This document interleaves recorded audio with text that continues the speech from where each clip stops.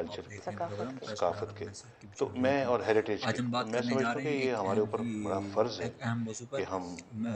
جو ہے اس کو اور قائد زیادہ مسلم لیگ ہیریٹیج نون کو شہباز شریف صاحب پھیلائیں، نواز مضبوط شریف صاحب کریں۔ واپس آ چکے تو ہیں۔ میں آپ کو یہ بتا رہا تھا، ہاں دیکھیں لاہور شہر وہ جس نے بڑے بڑے نامی گرامی لوگوں کو پروڈیوس کیا ہے صحیح، ہر فیلڈ میں، ہر فیلڈ میں۔ اور میں سمجھتا ہوں کہ علامہ اقبال جو تھے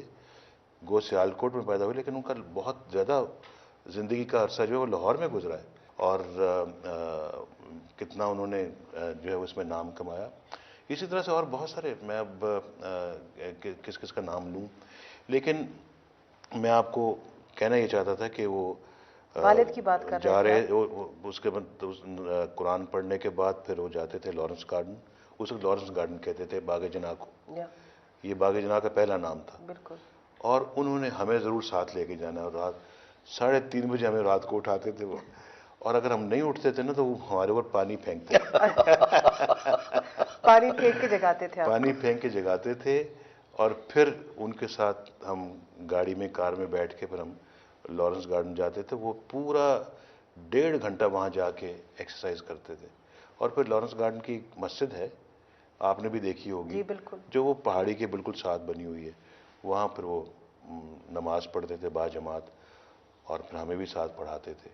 اور پھر ساتھ ہم واپس آتے تھے، اور پھر 6:45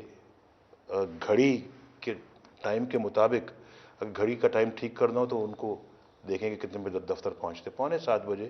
دفتر پہنچ جاتے تھے۔ ہمارے والد بھی ہمارے ساتھ یہی کرتے تھے، جہاں ہم سوئے ہوتے تھے صبح آ کے فجر کی نماز پڑھ کے،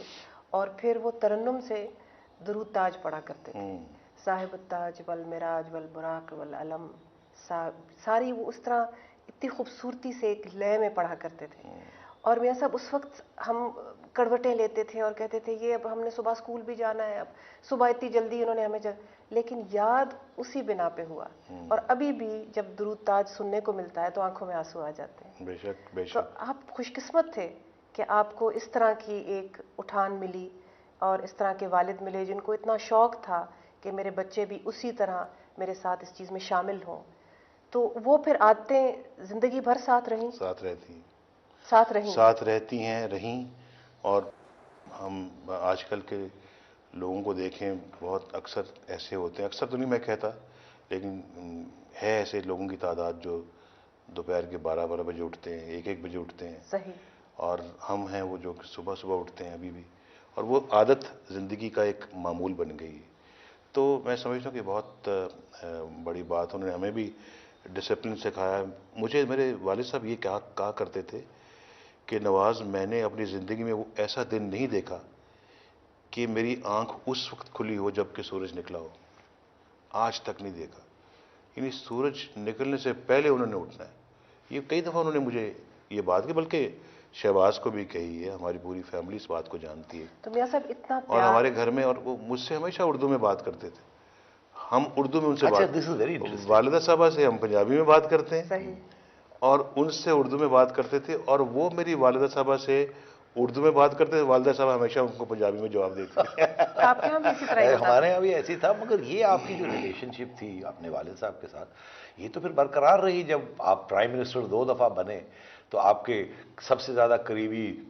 مطلب ہے کہ رہنما بھی، دوست بھی، والد بھی، ایڈوائزر بھی وہی تھے نجم صاحب، اور لوگ کہتے تھے کہ دیکھیں جی یہ نواز شریف صاحب والد صاحب کے پاس ہر دوسرے تیسرے دن یا ایک ہفتے کے بعد، ہفتہ سنڈے، ویکینڈ پہ تو آپ ہمیشہ ان کے پاس سنڈے کو ان کے پاس پہنچ جاتے ہیں، ویکینڈ پہ میں ان کے پاس ہوتا ہوں۔ تو یہ ابا جی کی پالیٹکس چل رہی ہے، آپ بھی کہا کرتے تھے، اسی لیے تو میں نے سوال پوچھا ہے۔ لیکن میں اسے اپنے لیے فخر سمجھتا تھا، بہت فخر سمجھتا تھا، ان سے رہنمائی حاصل کرتا تھا میں، اور ہمیشہ مجھے وہ یہ کہتے تھے کہ دیکھیں نواز شریف، اگر تمہیں اللہ نے یہ موقع دیا ہے، تم ملک کی خدمت کرو، غریب لوگوں کی خدمت کرو، دیکھو کہ ان کی بنیادی سہولتیں، بنیادی ضروریات ان کو مل رہی ہیں یا نہیں مل رہی، اور ان کو تم اپنا دیکھو کہ آٹا تو نہیں مہنگا ہو رہا، سستا آٹا ملنا چاہیے، سستی روٹی ہے جس پہ شہباز شریف صاحب بھی عمل کرنے کی کوشش کر رہے ہیں، گھی ملے، اور بجلی افورڈیبل ریٹس پہ ملنا چاہیے۔ یہ ہمیشہ مجھے کہتے تھے، کیونکہ یہ بنیادی ضرورتیں، ان کو